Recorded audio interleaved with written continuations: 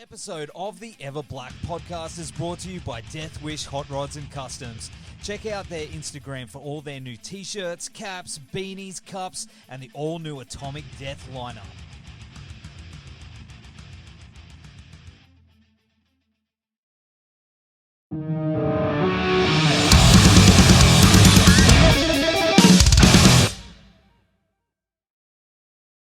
Hey lads, how are you?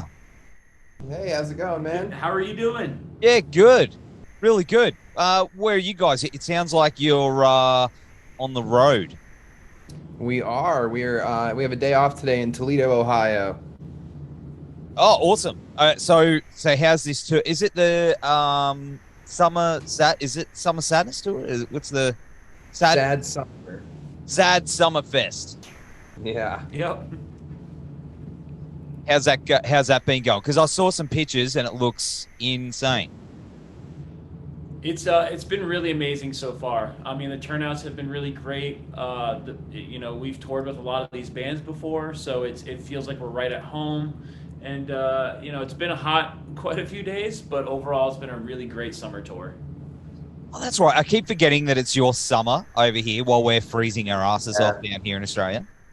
I know. It's so hard to remember. And the part I can't get over is that you guys have like a warm Christmas. Yes. And the rest of the world singing about a white Christmas and sledding and all this shit. And y'all are just sitting there in your shorts and your button-up shirts at the beach. Blows my mind every time. It's weird. It is weird because we sing all those Christmas carols about the snow and shit. It doesn't make any sense. No sense. But it looks like, from the crowds of that tour that you're on, the Sad Summer Fest, that, it's all happening again. You guys are out there having a blast. You've got this new album that's just absolutely killing it. How's the reactions been to those new tracks out there on the road? It's been really good. We noticed for the first time almost said last month, back in May. It's August now, so not last month. Back in May, we went to the UK and mainland Europe, and we, for the first time, got to play Everybody But You live, and it was like the loudest song of the night. And we were all blown away. We were like, yo, this is crazy. Like, this song just came out. Yeah, song just came out, and out of my head and Just Sound weren't eliciting those reactions. So, I don't know, we were just like, this is nuts. And that kind of has just been the vibe. Like, people seem to really like the new stuff. They seem to really connect with it. It seems to go over really good live. So we're just pumped. Yeah, it feels good that the newest songs are doing really well, and it's crazy that Everybody But You is consistently the loudest song every date of this tour, and since we've played it, it's even louder than Secrets, which I didn't really expect. So it's a really great feeling. That's awesome. And that new album, of course, is called Kings of the New Age. I forgot to mention that before. And, man, as you mentioned, it's just absolutely killing it. You're getting out there playing those shows, but you're actually going to be bringing it down here to Australia very, very soon, which I can't wait. It's like a month away? Yeah, something like that. I think we fly out for rehearsals in about 3.5 weeks. So, yeah, it's coming. Very exciting. It's been way too long since we've been there, so we're excited to get back. I mean, with these tours, though, do you guys feel that you need to rehearse? You can get a little lazy. Bands are like, we just did our own shows. It's honestly, it's less about the actual, like, meat of the song and more about, like, the, like, set list and transitions and, all that kind of stuff. Like, we can obviously play the songs all day, but to arrange them in a way that's, like, interesting or just, I don't know, cool, for lack of a better term, we have to all sit there and, chat amongst ourselves. Yeah, and it honestly, it makes it fun because we get to mess with the arrangements. We want everything to be fresh and new for each tour. We don't want to just regurgitate the same set list over and over. So even if we are going to a different part of the world, we want to make sure that, we're the most well prepared. And honestly, the live performance is the most important part. So we don't really want to skimp on that, even though we could be lazy and it would still go well. But I still feel like I'm glad that we rehearse and change things up and make it more interesting, so fans can have something different each state champ show. I like that. I like that attitude because it's a good hang as well. Like you're hanging with the boys, you're having a beer, having a chat, having a jam. You know, it's exactly what's fun. That's what it's about. That's what it's all about. And of course, joining you on this Aussie run will be the Maine, Paperweight, and Hot Milk, who are on the Sad Summer Tour with you as well. How's it been on the road with those guys and girl? It's been awesome. Hot Milk, we have mutual friends. Like we've known of each other, and we didn't really get a chance to ever meet. And I think we finally hung out on the second day of Sad Summer in Anaheim, and it was awesome. It was just straight friendship mode. They just really like to have a good time and are super stoked to be where they're at, which is impressive.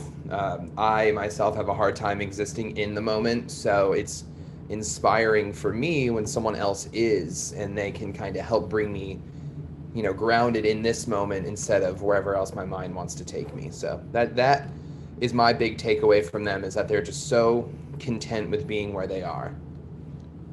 Was there much of a see you in Australia before you left? Like fist bump, high fives. We get to see them tomorrow, and we've been talking about the tour. We actually have one more show on this tour tomorrow, and we have been talking about Australia, and Han has been telling us about how she wants us to show her around because they haven't been before. That's right. And quite honestly, we haven't done a proper tour since I think like 2016 or 15 or 16. Like the last time we were there was just for Unify Festival, and that's obviously down there. What do you guys call it? The bush? Like when it's out in the yes. Yeah, it's out in the bush. So we were like, okay, like there's a fucking KFC here. Like this isn't really like what I wanted when I came to here. And it was honestly brutal to do all of that travel for one show. Even though Unified Fest was incredible that year, it was a great way to start out that year of shows. Yeah. Man, traveling to Australia for one show was difficult. Yeah, we're all so tired, but it was cool. But yeah, I guess what I was trying to say, just like stoked to get a proper tour, be able to hang out in the cities. I did notice we're not doing that like classic all ages show and then 18 plus show double city thing. So I think we're gonna probably have an off day in each city, which is really cool. And I'm looking forward to that as well. Yeah, getting awesome. to walk around, see stuff. I feel like the last time we went, we didn't really even get to like walk around and do anything. I remember I ate at a Subway. It was the only thing that was open. And I was like, do this in America, Yeah. We're excited to explore. It's been way too long since we've been there. Go get some Australian coffee. Y'all really know how to make a nice cup, a nice long black to start my day. Oh man. And find all the KFCs. Is that the plan? Nah, forget about the KFC. Yeah. Listen, man, I live in Ohio. It neighbors Kentucky. I can get KFC whenever I want. Yeah. I'm trying to go. What was it called? Hungry Jacks? Is that what Burger King is down there? Yeah. We just changed the names for everything. Y'all got Macca's too, and it's way better than the States. So I'll probably have to hit one of those as well. Oh yeah. See, Yes, sir. Yeah. Well, I mean, we haven't changed the name of McDonald's. It's kind of like in Coming to America, where it's like McDonald's and was it McDougal's? Where we change everything. So, yeah, good times. But you were down here with 5 Seconds of Summer as well, weren't you? Yeah, in 2015. That's right. Yeah, which was massive shows. That was a massive arena tour. Yeah, it was something. It was the first time we had ever played rooms that size or arenas at all. So it was one of the most special tours, and they were amazing for taking us on. And I think we might be the only band to, I don't remember the name of the arena there in Sydney, but it was like 21,000 sold out, screaming fans. And then the next night we played to a sold out 400 cap. I believe the venue was called the Bald Faced Stag. Oh, yeah. So we very well may be the only band to do one night at that Sydney arena and then go play one of the smallest venues in Sydney as well. The literal next day. That's so good. I love that venue. I played there once, and it got real messy. Real. It's cool, yeah. Derek was just doing an interview before this where he was talking about how like the Australian fans bring such chaotic energy in such an awesome way, and it's something I'm really looking forward to. Yeah, that's awesome. That's awesome. Well, and another thing I want to ask you about is, of course, the new album. You work with Drew Falk, who is known for doing, heavier stuff, and is an absolute gun producer. But how was it working with him, and what did he bring out in you guys, being that from his background? So we did our due diligence on this one, man. We actually no one knew the pandemic was going to happen, but leading up to 2020, I think it was literally in February. Yeah. It was during the onset of COVID. I remember Evan was talking about COVID a lot, like, hey, like this is the thing that's happening and it could get really bad. So during February, we actually spent 2 weeks out there working with different producers for like 1 or 2 days to kind of catch a vibe.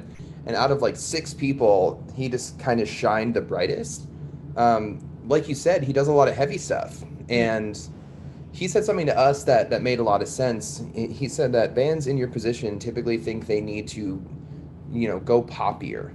They need to make practically pop rock songs, maybe even just pop songs with a dash of punk. And then that's why you see so many bands that make those like big pop rock records fall flat on their face, because like it doesn't push the needle far enough for anybody. It doesn't get you new fans, and it pissed off all the fans you had.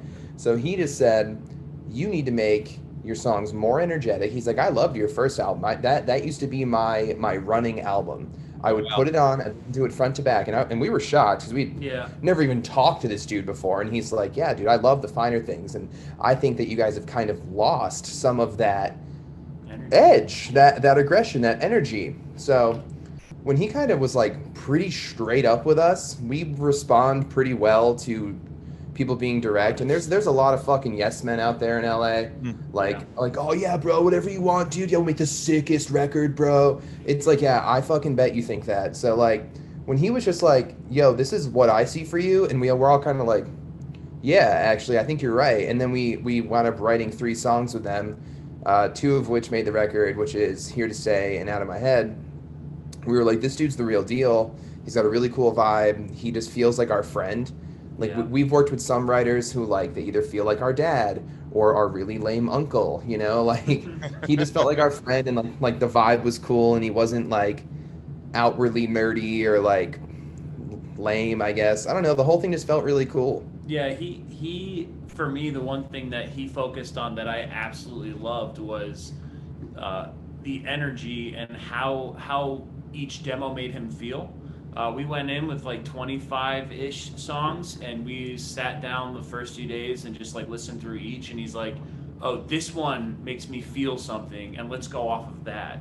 So it was much more than just like, oh, this is a cool song. He's like, I want every song to like hit me in a way where it makes me feel some sort of emotion, whatever that is, whether it's a high energy or whether it's a ballad.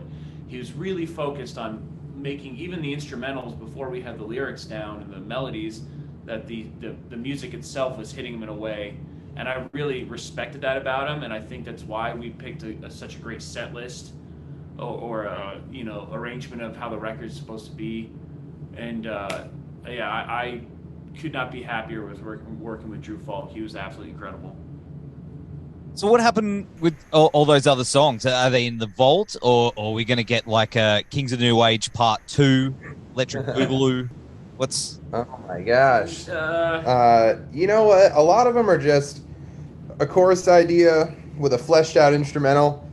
And if I'm being honest, me and Evan can shit out instrumentals in our sleep, which is not brag. We can really just like write songs. The real magic comes in with like finishing the product. So there's just a ton of rough stuff with like a chorus, maybe a verse, maybe like we have ones with that just have scattered melodies on them where it's just like a melody and no actual words. It was actually just sound that we had. Oh yeah, just sound was it was a whole scattered out version that we like put lyrics to. But yeah, I mean, honestly, it's hard to say. I know that me and Evan will go back through and probably pick stuff out. I know Ryan likes to start fresh, so who knows, man. I might just repackage something and not tell Ryan so he doesn't like nuke it thinking it's old.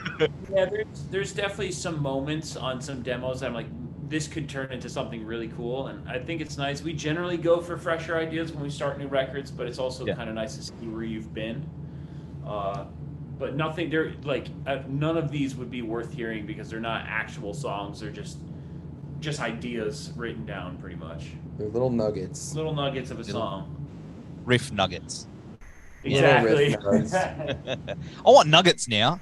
Shit, I haven't had much yet. Go over to Mac's, bro. McDougal's. But I mean, you've toured with heaps of different bands over the years and been on festivals with various lineups and genres and things like that. But have you found that there are some bands that, even despite your musical differences, that you've sort of become mates through those experiences? Yeah, there's one that's definitely popping into our mind right now. And a band we could sound nothing like at all is the band Issues. Mm-hmm. And I mean, they're definitely some of our like really good friends, but I know that it's like a level up for Evan, you know. Sure. You and Josh are like BFFs. Like, weren't you in each other's weddings or something? Or yeah, like you were in his wedding. I mean, that's what I loved about the Warped Tour world, is because you would play with bands that you would never get a chance to even meet. So State Champs / Issues, even though we have toured together outside of Warped Tour, it's not a likely duo, but it works really well. We respect them as musicians, and they write great songs, and no, they're not really active right now. Or Chelsea Grin is another one that comes to mind. Mm-hmm. They were really nice to us, and Pablo was one of my good friends. I don't think Pablo plays with them anymore, but there's a lot of unlikely duos that we've toured with that are, you know, that we've become really close friends with. And who would you want to tour with that you haven't yet? I mean, typically we say something like Blink-182, Paramore, but I don't really know at this rate how likely those things are to happen. It would be a dream, but yeah, it's those tours would be hard to get. It's just tough, you know.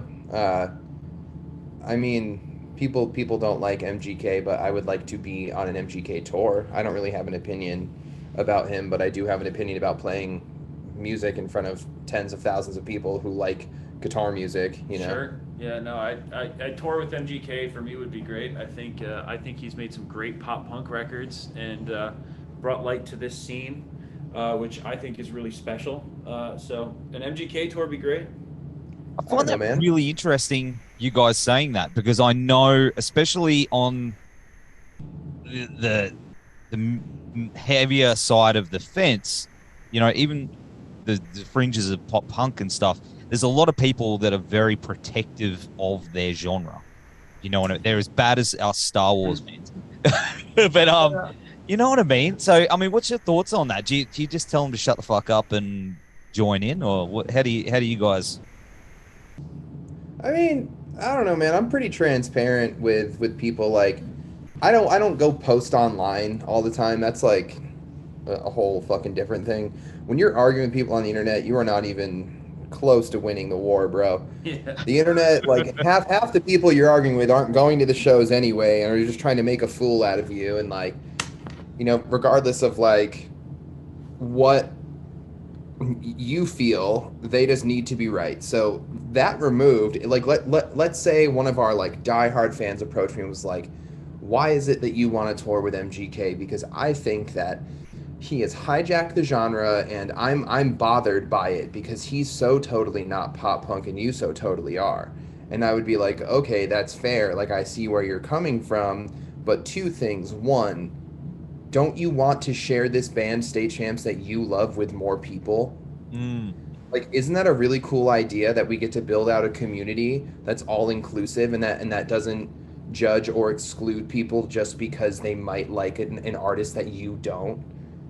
That's a really valid and hard-hitting point, I like to think. Yeah. Because everyone sits here and they preach this inclusivity, and they preach about, like, not gatekeeping and everything, and then suddenly it's like, but you can't fucking like this band because I do. And it's like, wow, actually I can.